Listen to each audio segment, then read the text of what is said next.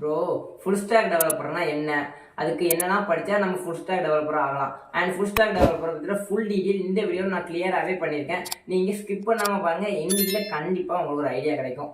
இப்போ நீங்கள் +1 +2 அண்ட் காலேஜில் நிறையாவே ப்ரோக்ராமிங் லாங்குவேஜ் எல்லாமே படிச்சிருப்பீங்க. அண்ட் அதை வச்சு என்ன பண்ணுறது அப்படிங்கிற ஐடியாவே இருக்காது. அண்ட் அதை வச்சு வெப்சைட் ஆப் அந்த மாதிரி நிறைய டெவலப் பண்ணலாம். அண்ட் அந்த டெவலப் பண்ணுறதுக்கு என்ன தேவைன்னா கண்டிப்பாக அந்த ஃபுல் ஸ்டாக் டெவலப்பர் ரொம்பவே தேவை. அந்த ஃபுல் ஸ்டாக் டெவலப்பரை பற்றி நான் இந்த வீடியோவில் உங்களுக்கு கிளியராக சொல்கிறேன், கேட்டுக்கோங்க. ஃபுல் ஸ்டாக் டெவலப்பரை நான் 3ஆக பிரிச்சுக்கிறேன். Front and back and and database, இந்த மாதிரி 3ஆக பிரிச்சுக்கிறேன். இப்போ உங்களுக்கு புரியறப்பன்னு சொல்லணும்னா எக்ஸாம்பிளுக்கு ஒரு வீடு, இப்போ உங்களுக்கு வீடை பார்த்தோன்னே அதில் பெயிண்ட் அடிச்சிருக்காங்க, வீடு இந்த மாடலில் இருக்குது, இந்த மாதிரி மாடல்லாம் இருக்குது அப்படின்னு உங்களுக்கு தெரியும். இப்போ அதான் ஃப்ரண்ட் அண்ட். இப்போ பேக் அண்ட்னா என்ன, பேக் அண்ட்னா என்னன்னா இப்போ உங்களுக்கு தெரியும், ஆனால் வீடுனா வீட்டில் இந்த மாதிரி பெயிண்ட்டு வீடு இந்த மாடல் இருக்குன்னு தெரியும். ஸோ ஆனால் அதில் வயர் எங்கேருந்து வருது, வாட்டர் சப்ளை எங்கேருந்து வருது, வாட்டர் சப்ளை கனெக்ஷன்லாம் எங்கேருந்து வருதுன்னு நீங்கள் தெரிஞ்சிக்கல. ஸோ அது உங்களுக்கு பின்னாடி நடக்குது, அதான் பேக் அண்ட்.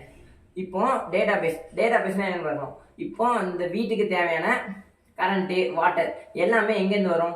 இப்போ எக்ஸாம்பிளுக்கு கரண்ட் இபி ஆஃபீஸ்லேருந்து வரும். ஸோ அதான் டேட்டாபேஸ். அதாவது அந்த கரண்ட் சப்ளை பண்ணுற இடம், அது கரண்ட் மொத்தமாக சேமிக்கிற இடம் அண்ட் சப்ளை பண்ணுற இடம், இதுதான் டேட்டாபேஸ்.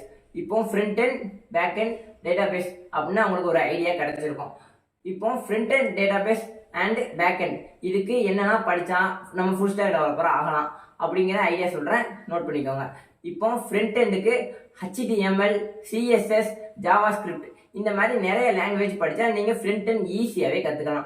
அண்ட் இப்போ பேக் எண்டுக்கு வரலாம். பேக் எண்டுக்கு பைத்தான், C++, PHP இந்த மாதிரி நிறைய லாங்குவேஜ் படித்து நீங்கள் ஈஸியாகவே பேக் எண்டையும் கற்றுக்கலாம். அண்ட் டேட்டாபேஸ், இப்போ டேட்டாபேஸுக்கு என்னெல்லாம் படிக்கணும்னா SQL, MySQL அண்ட் JavaScript இந்த மாதிரி நிறையா லாங்குவேஜஸ் இருக்குது. இதையும் படித்து நீங்கள் ஈஸியாகவே டேட்டாபேஸை அனலைஸ் பண்ணிக்கலாம். இப்போ நீங்கள் front and back and and also database இந்த 3ஐயுமே நீங்கள் ஃபுல்லாகவே படிச்சிட்டிங்கன்னா இப்போ நீங்கள் ஒரு ஃபுல் ஸ்டாக் டெவலப்பராக ஆகிடலாம். இப்போ உங்கள் ஒரு பிஸ்னஸ் மேன் உங்களுக்கு வெப்சைட் கிரியேட் பண்ணி தரேன்னு சொன்னாங்கன்னா ஓகே ப்ரோ, நான் ஃபுல்லாகவே கிரியேட் பண்ணி தரேன், ஸ்டார்ட்லேருந்து எண்டு டு எண்டு வரைக்கும் நானே உங்களுக்கு கிரியேட் பண்ணி தரேன் அப்படின்னு உங்களால் சொல்ல முடிஞ்சால் நீங்கள் தான் ஒரு ஃபுல் ஸ்டாக் டெவலப்பர். ஸோ இப்போ நீங்கள் front and back and database இந்த 3ஐயுமே ஈஸியாகவே படித்து முடிச்சிட்டிங்கன்னா நீங்கள் ஈஸியாகவே ஃபுல் ஸ்டாக் டெவலப்பர் ஆகிடலாம். அண்ட் இதில் எல்லா லாங்குவேஜும் படிக்கணுமா அப்படின்னு கேட்டிங்கன்னா கிடையாது.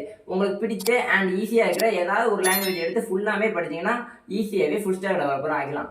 அண்ட் இந்த மாதிரி யூஸ்ஃபுல்லான வீடியோஸ்லாம் பார்க்கறதுக்கு நம்ம சேனலை மறக்காமல் சப்ஸ்கிரைப் பண்ணி வச்சுக்கோங்க. அண்ட் நோட்டிஃபிகேஷன் வரதுக்காக பெல் பட்டனை ஆன்லைன் பண்ணி வச்சுக்கோங்க.